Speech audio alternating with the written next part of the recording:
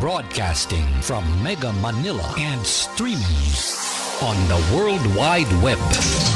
We are Crusaders Broadcasting System, DWAD. 1098 AM. Now Radio. Ako nagkakamali sa ating mga kababayan, isang buwan na lang ho bago yung makasaysay ang Bangsamoro Parliamentary Election ngayong darating ho na September 14. At kung di ako nagkakamali, first time ho ito na mangyayari dyan at asahan ho natin. Tututok talaga yung ating mga kababayan dito ho sa ating bansa, lalong-lalo na ho yung ating mga kasamahan dito sa profesyon natin, sa media. Pero alam ho natin na hindi bihirang maging hamon ho yung sinasabing seguridad sa ganitong malaking coverage. At kaya naman ho acting on the go Directive of Executive Secretary Ralph Recto gumawa ho ng mga konkretong hakbang yung sinasabing Presidential Task Force on Media Security o yung PTPOMS. At magtatayo ho sila ng mga Media Monitoring Center diyan doon sa Cotabato, Marawi, para ho'y bantayan at protektahan ho yung ating mga kasamaan sa paghahanap buhay. At para bigyan ho natin ng buong detalye. At nasa kabilang linya ho natin si Executive Director Undersecretary Jose Torres Jr. Magandang umaga ho, Yusek. Live ho tayo napapakinggan sa DWAD Mega Manila, si J. Martino ito. Magandang tanghali po sa inyo at sa lahat ng mga tagapakinig po. At Yusek, kumbaga, kung di ako nagkakamali, wala na hong isang buwan bago ho yung Bangsamoro election. Ano ho ba yung magiging main function nitong mga media monitoring center dyan ho sa Cotabato at gayon din ho sa Marawi, Yusek? Yes po, at sa kasalukuyan nga, nandito tayo ngayon sa Mindanao sa area ng Cagayan de Oro, papunta sa BARM, upang titingnan natin yung lugar kung saan tayo pwedeng pumuesto doon. Yung tinatawag nating Media Monitoring Center para sa BARM elections ay itatatag natin mga 3 araw bago ang halalan ngayong September 14 dito sa BARM. At ito ay kasama yung iba't ibang ahensya na saklaw or sakop naman or kasama sa Presidential Task Force on Media Security. So yung Media Monitoring Center po ay kasama dyan yung Department of Justice, COMELEC, yung DILG, PNP, DOJ, NBI, at saka DND at saka yung Armed Forces of the Philippines natin at iba pang mga ahensya na kasama sa Presidential Task Force upang siguraduhin po yung kaligtasan at seguridad ng ating mga mamahayag na mag-cover po sa nasabing halalan sa BARM ngayong susunod na buwan. At Yusek, base ho dun sa direktiba nitong ni Executive Secretary Ralph Recto, paano ho makakatulong yung mga center na ito para ho maprotektahan natin yung mga kasama ho nating reporter sa field? Opo, batay po sa karanasan naman po nitong mga nakalipas na mga halalan, nitong mga nakarang taon, hindi lamang dito sa BARM, kundi sa iba't ibang lugar ng Pilipinas. May mga panahon na halimbawa, may mga media na hindi pinapapasok sa mga polling centers, tapos nagrereklamo sila kasi hindi pinapapasok ng pulis o kaya ng COMELEC. Tapos minsan ay walang linaw, minsan hindi nakascade down to the field offices or doon sa ground, yung mga instructions. So, kung merong problema yung media when it comes to their coverage, pwede silang tumawag doon sa ating monitoring center and immediately on the ground na yung mga tauhan natin, marespondihan agad. Meron ding mga insidente, for example, na pananakot sa media pagdating sa halalan, hindi na lang po tawag-tawag, immediately po nandoon na yung ating task force upang i-address yung mga ganong mga insidente. At Yusek, maisingit ko lang, matanong ko lang, bakit ho Cotabato at Marawi cities yung pinili yung lokasyon para ho maitayo itong pasilidad? May mga natanggap po ba kayong reports na yung mga banta sa media sa lugar na yan, Yusek? Wala naman po tayong natatanggap na banta, subalit ang Cotabato City po, siya po yung center, siya po yung parang pinakasentro ng BARM, siya yung capital ng BARM. So diyan din tayo magkaroon ng ating monitoring center. Kasama na rin po yung COMELEC at saka yung iba't ibang mga ahensya na gobyerno na may kinalaman doon sa eleksyon. Doon naman po sa Marawi City, siya po yung naging parang sentro din doon sa area ng Lanao. Kaya doon po natin ilalagay yung isa pa nating monitoring center. At Yusek, base ho dun sa natanggap namin impormasyon, nakipag-ugnayan ho kayo sa 103rd Infantry Brigade sa Marawi. Paano nyo ho masisiguro na mananatiling independent ho yung ating mga kasamahan sa media habang katrabaho ho yung militar para ho dun sa sinasabing seguridad natin na Yusek? Hindi naman po sinasabi natin na samahan yung media sa kanilang coverage. Kung ang media po ay merong pangangailangan halimbawa na sa isang lugar sila at medyo alanganin kung mag-request sila ng protection mula sa mga sundalo, handa po na mag-deploy yung ating armed forces para matulungan yung ating mga kasamahan sa media kung kailangan nila. Kung gusto naman nila yung police, kasama din naman po natin yung PNP. Kung gusto nila yung NBI, andyan din po yung NBI. So mayroong menu of choices po yung ating mga kasamahan sa media para masigurado yung kanilang seguridad at kaligtasan sa darating na halalan. Yusek, dagdag ko lang din ho to. Bukod dun sa militar, paano nyo naman ho, kumbaga, kapartner ho yung PNP natin at gayon din ho sa mga, kumbaga, sa BARM Regional Government para sa pangkalahatang safety and ng preso ng ating mga kasamahan sa media, Yusek? Oh, yes po. Sa PNP po, matagal na nating naitatag yung PNP Media Vanguard. So talagang nandyan na po yan.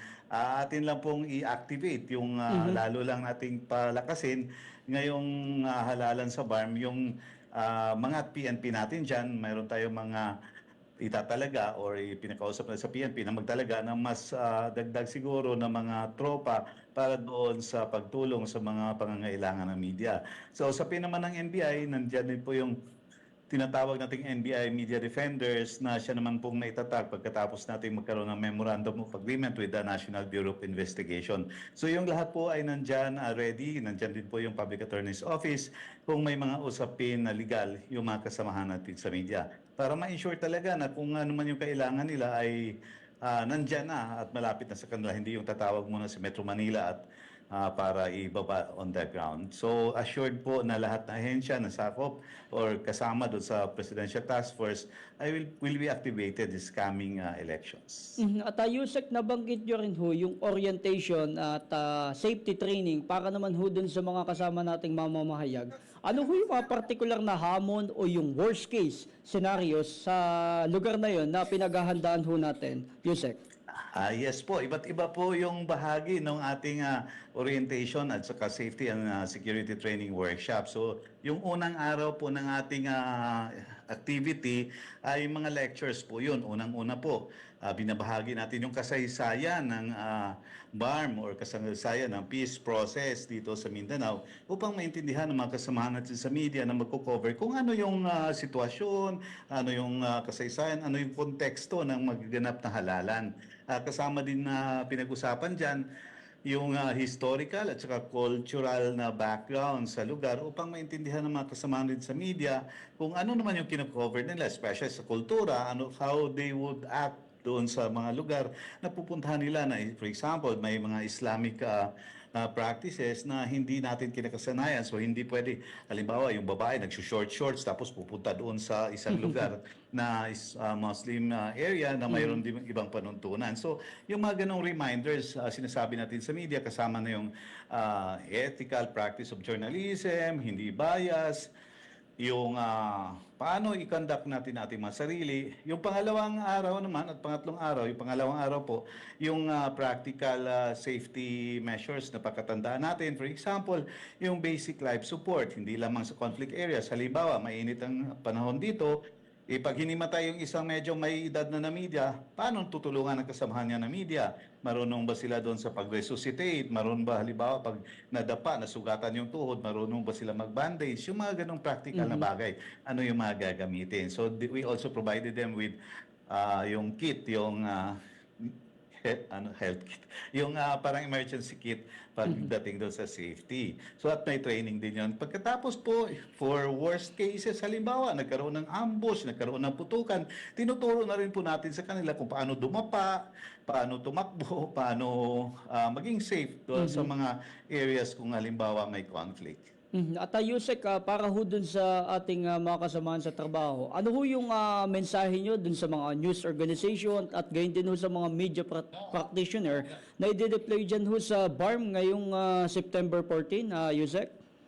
Unang-una siguro sa mga kasama natin sa media, unang reminder po talaga natin yung pag-tingin, yung practice natin sa ating journalism na magiging patas po tayo, o yung walang pinapaboran, yung talagang gagawin natin yung trabaho. O pangalawa po, doon yung pagtingin sa konteksto, sa kultura, sa kasaysayan ng kino-cover natin na area na event. For example, sa halalan, kilalanin yung mga kandidato, kilalanin yung mga stakeholders sa nasabing rehiyon. Hindi lamang yung mga kandidato, political parties, kundi pati na rin yung mga civil society organizations, international community na pupunta doon at mag-observe dahil itong darating na halalan ay isang modelo na resulta ng peace process sa buong mundo, hindi lamang dito sa Pilipinas.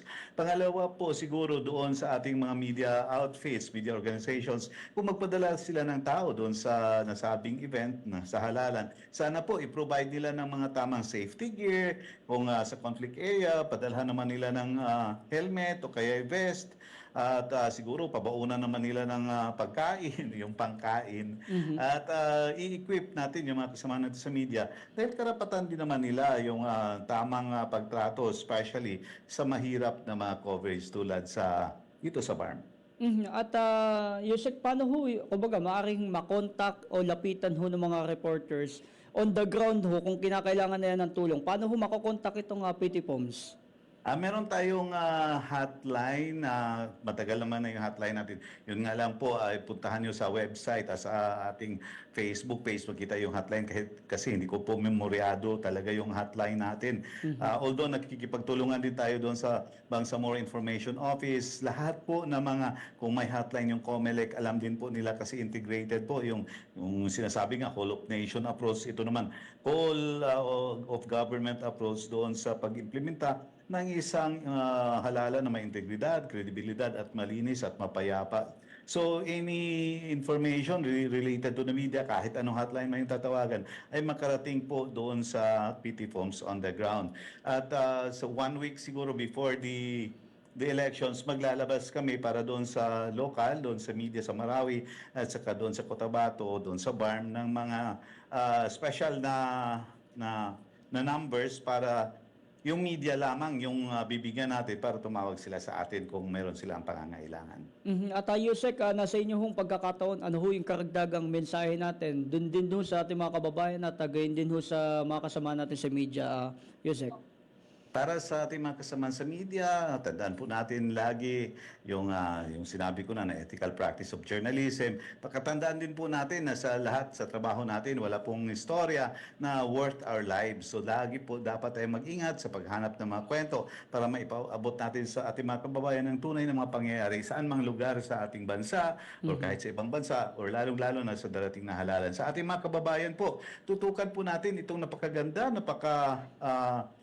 ideal po at matagal na pangarap ng Bangsamoro, ng Mindanao, ng buong Pilipinas, ang tunay na kapayapaan na hatid ng tunay na proseso, nagpaghahangad ng kapayapaan dito sa Mindanao at ngayon nga ay finally magkakaroon ng first parliamentary elections dito na babantayan natin at babantayan ng buong mundo. Ayan, at maraming salamat Yusek Jose Torres Jr. mula ho sa PTPOMS. Yusek, maraming salamat ho sa inyong oras at mabuhay ho kayo. Maraming salamat po. Ayan, at ating napakinggan si Yusek Jose Torres Jr. mula ho sa PTPOMS. At nagbigay ho si Yusek ng paalala dun sa ating mga kasamahan sa media na sila ho yung magko-cover dyan doon sa BARM election ngayong paparating ho na Setyembre. At talagang hindi ho natin maiwasan na talagang may mga ganong pagkakataon na yung sinasabing worst case na hindi ho nagsasawa yung PTPOMS na ipaglaban ho yung seguridad ng ating mga kasamahan sa media, diba? At importante ho yun. At nakita naman natin yung kanilang naging aktibo at pagbabantay at nakita natin may training pa nga, 'di ba? Ayan at para ho dun sa mga nakatutok sa atin, sa mga nais magpadala ng mensahe, 0927-634-3005. At ang oras natin, alas 11:40 ng umaga.